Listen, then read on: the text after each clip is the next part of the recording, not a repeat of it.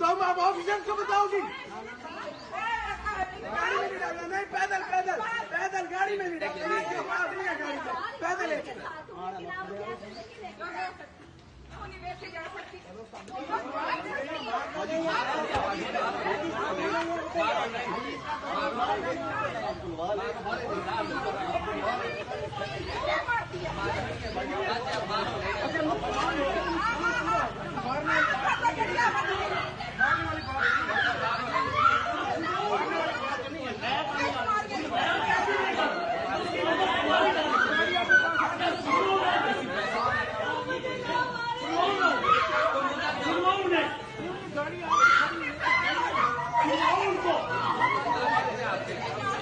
उनको छुड़वाओ ना, कैसे छुड़वा रहे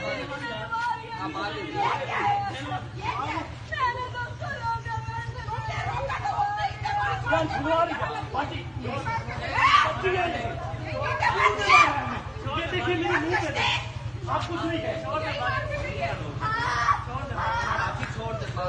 आप बाबू है